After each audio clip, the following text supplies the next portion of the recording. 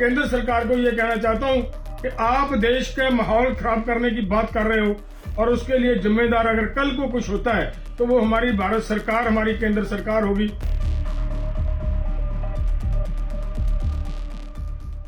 ਭਾਰਤ ਤੇ ਅਮਰੀਕਾ ਦੀ trade deal ਸਿਰੇ ਚੜ੍ਹਨ ਤੋਂ ਬਾਅਦ ਹੁਣ ਇਸ ਦਾ ਵਿਰੋਧ ਹੋਣਾ ਵੀ ਭਾਰਤ ਦੇ ਅੰਦਰ ਸ਼ੁਰੂ ਹੋ ਗਿਆ ਹੈ।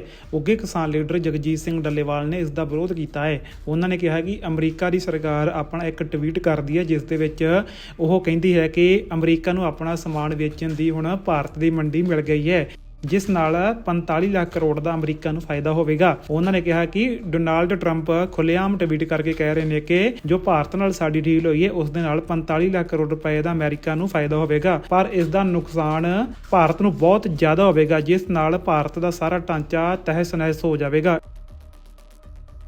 अमेरिका के एग्रीकल्चर मंत्रालय से एक ट्वीट आता है जिससे ये क्लियर किया जाता है, उन्होंने स्पष्ट कहा अपने ट्वीट के अंदर कि भारत के अंदर अमेरिका के एग्रीकल्चर प्रोडक्ट को बेचने के लिए एक बहुत बड़ी मंडी मिल गई है। हमारा जो एग्रीमेंट था वो कंप्लीट हो चुका है, ये बात उन्होंने कही। और उनके साथ साथ वहां के राष्ट्रपति डोनाल्ड ट्रंप ने जो बात कही वो भी सुनने वाली है और देखने वाली है। उन्होंने भी ये बात कही कि अमेरिका के किसानों को, अमेरिका को अब जो भारत के साथ हमारा एग्रीमेंट हुआ है उससे 45 लाख करोड़ रुपए का अमेरिका को फायदा होगा। एग्रीकल्चर प्रोडक्ट वहां की मंडी के अंदर बेचकर, टेक्नोलॉजी देकर और कोयले का व्यापार कर 45 लाख करोड़ रुपया कमाने की बात कही गई है।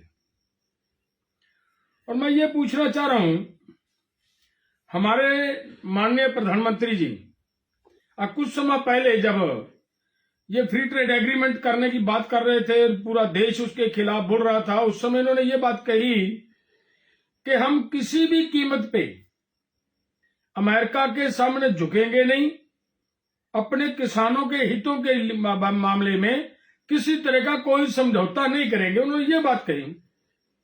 लेकिन अब इतनी जल्दी क्या हो गया, भारत के हितों का सौदा होने लगा।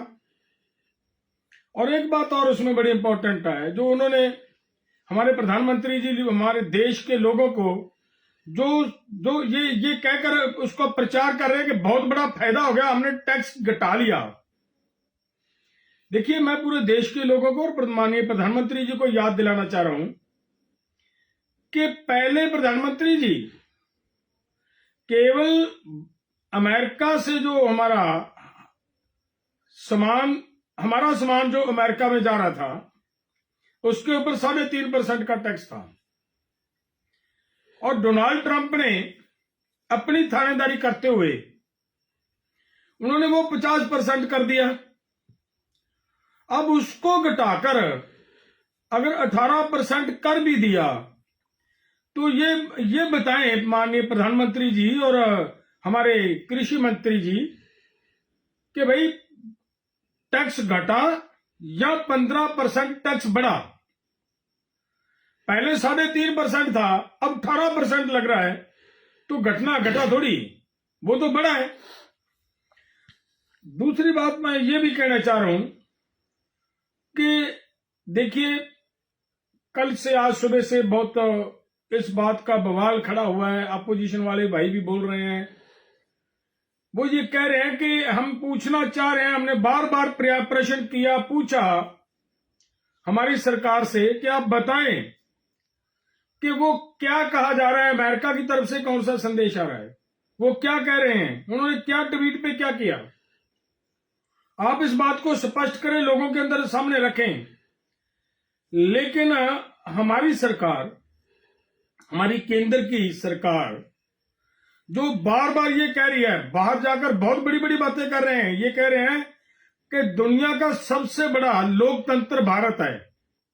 अगर भारत दुनिया का सबसे बड़ा लोकतंत्र है तो भाई संसद के अंदर, राज्यसभा के अंदर सवाल पूछा जा रहा, उस सवाल का जवाब क्यों नहीं दिया जा रहा। ना देश को बताया जा रहा है, ना पत्रकारिता की लाइन के लोगों को बताया जा रहा है। कहीं पे हमारे देश के प्रधानमंत्री इसके ऊपर बोल क्यों नहीं रहे? हमारे माननीय एग्रीकल्चर मिनिस्टर साहब या हमारे वनिज मंत्री जी इसके ऊपर क्यों नहीं स्पष्ट कर रहे कि क्या अगर वो झूठ बोल रहे हैं तो इनको स्पष्ट करना चाहिए कि वो गलत बोल रहे हैं। हमारा कोई ऐसा समझौता नहीं हुआ। नहीं, अगर उनकी चुप्पी जो शादी हुई है ये क्लियर करती है कि इन्होंने भारत के हितों के साथ बहुत बड़ा धोखा किया है और इन्होंने ये समझौता किया है। लेकिन हम ये बता देना चाहेंगे माननीय प्रधानमंत्री जी को, देखिए भारत का किसान जीवन बसर जैसी खेती कर रहा है,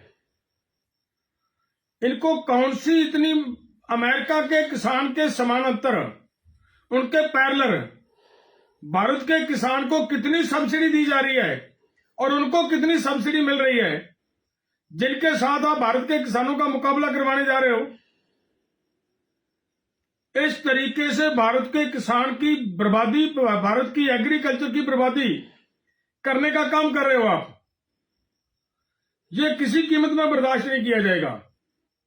और मैं पूरे देश के लोगों को बताना चाह रहा हूं, इस तरीके से जब पहले भी इस बात का सवाल उठा था कि मक्का और दूसरी क्रॉप्स जैसे सोयाबीन आना था बाहर से, वो जीएम क्रॉप आनी थी।